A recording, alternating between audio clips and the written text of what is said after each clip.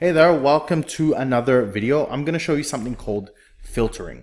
Okay, so before we do that, we're going to have to set up some sort of graphic. Okay, so I'm going to grab sales. I'm going to double click and that's automatically going to create this bar. I can actually just add this just to the rows like so.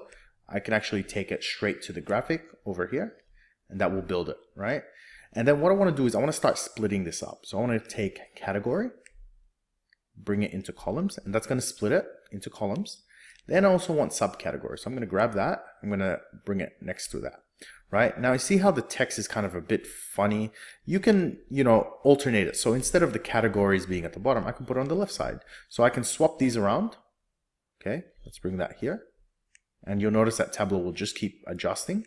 And I can bring this one up here. Okay, so now these are a lot easier to read. I can do that, or I can use this button right here, which is, I'll get my drawing tool out, right here, which is the swap rows and columns, which means it just splits it. So I can go back and forth. Okay, then from here, all right, we're going to do some filtering, right? I'm just doing this to adjust kind of how it looks, just so you can see it a bit better, right? And let's say I'm not really interested in furniture.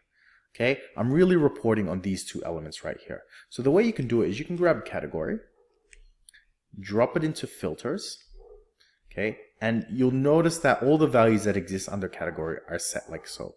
And I can go turn off furniture, I can go OK, and that will remove furniture. That's one way to do it.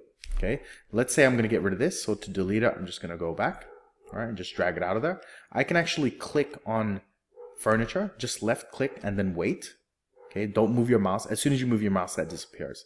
So when you leave it to hover, that menu comes out. I can actually go exclude. That will automatically create a filter for me as well. So I can do that. I can do that for a number of things. I can say I'm not interested in bookcases. I'm just holding the control button.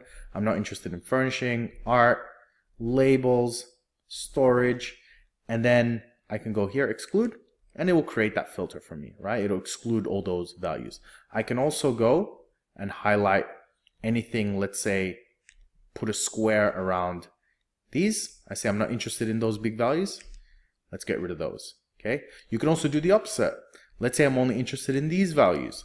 Instead of excluding them, I can go keep only, and it will only show me that. And again, this filtering will always take place, right? And if you want to undo it, you can either get rid of it like so. Okay, you can double click, open it up, go all and activate them all again.